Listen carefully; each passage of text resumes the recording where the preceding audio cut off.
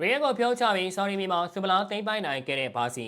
အားလုံးပဲမင်္ဂလာပါဦးစန်းဖူဘောရှိုးကနေပြန်လည်ကြိုလိုက်ပါရင်မာပြန်မဲ့အတင်းအတင်းထိတိုက်တွေ့ပြီးဆိုရင်ဘောလုံးကားတစ်ခုလုံးတိတ်ဆိတ်သွားပြီးအဲ့ဒီပွဲစဉ်စီကိုပဲအာယုန်နဲ့အားလုံးစုပြုံရောက်ရှိသွားတဲ့တာအားလုံးသတိထားမိကြမှာပါအထူးသဖြင့်စပိန်ထေတီတင်းတင်းဖြစ်တဲ့ဘာစနာနဲ့ရီယယ်မက်ဒရစ်တို့ရဲ့အန်ကလစီကိုပွဲစဉ်ဆိုရင်တော့ပြောနေစရာတော့မလိုတော့ပါဘူးအခုလဲဆော်ဒီအာရေးဗျမှာကစားခဲ့တဲ့စပိန်စူပါကပ်ဘောလုံးပွဲဟာနှစ်သိန်းစလုံးကပရိသတ်တွေကိုရင်ခုန်တန်းအသစ်တွေပေးစွမ်းခဲ့ပြန်ပါပြီ။ပြီးခဲ့တဲ့ရာသီကစူပါကပ်ချန်ပီယံဖြစ်ခဲ့တဲ့ဘာစနာဟာဒီနေ့မှလည်းသူတို့ရဲ့အရှိန်အဝါကိုထပ်မံတက်တည်ပြလိုက်ပြီးရီယယ်မက်ဒရစ်ကို3-2ဆိုတဲ့ရလဒ်နဲ့နိုင်ယူကချန်ပီယံဂုဏ်ဘုတ်ကိုဆက်ပြီးထိန်းထားနိုင်ခဲ့ပါတယ်။ပွဲစဉ်တွင်ဘာစီဟာသူတို့ရဲ့ပုံစံအတိုင်းဘောလုံးပိုင်ဆိုင်ဖို့တာစီယူပြီးကွင်းလယ်ကနေပွဲကိုထိန်းချုပ်ဖို့ကြိုးစားခဲ့ပါတယ်။တကယ်ဘာစီအသင်းကတပွဲလုံးဘောလုံးတာစီနဲ့ကစားနိုင်ခဲ့တဲ့အသင်းမှာဘာစီတို့ဖွင့်ကိုပွဲချိန်36မိနစ်မှာရာဖီညာကသွင်းယူပေးခဲ့တာဖြစ်ပြီးကွင်းထဲကရီယယ်ပရိသတ်တွေကိုငြိမ်းချသွားစေခဲ့ပါတယ်။ရီယယ်အတွက်ချီပါကိုတော့ဗီနီစီယက်ကတကောတော့ချိန်ဆွမ်းပြပြီးဘာစီခံစစ်ကိုဖျက်ကျော်ကပရာပိုင်းအချိန်ပေါ်မှာပဲသွင်းယူနိုင်ခဲ့ပါတယ်။ရီယယ်အသင်းချီပါကိုပြန်ရခဲ့ပေမဲ့လည်းခန်းစစ်ညံပြင်းမှုတွေကြောင့်ပရာပိုင်းပြီးကန်ဒီအချိန်ပေါ်နောက်ဆုံးမိနစ်မှာလွင်နော့စကီရဲ့ဦးဆောင်ကိုခွင့်ပြုလိုက်ရပါတယ်။အက်ကလက်စကီကိုဒါဘီလည်းဖြစ်တယ်လို့မာပယ်မဲ့တွေလည်းဖြစ်နေတဲ့အတွက်ပွဲကတကယ်ကိုကြီးကောင်းခဲ့ပါတယ်။ဒုတိယပိုင်းပြန်စားပြီးမကြခင်မှာပဲရီယယ်အသင်းချီပါကိုထည့်ရရှိခဲ့ပြီး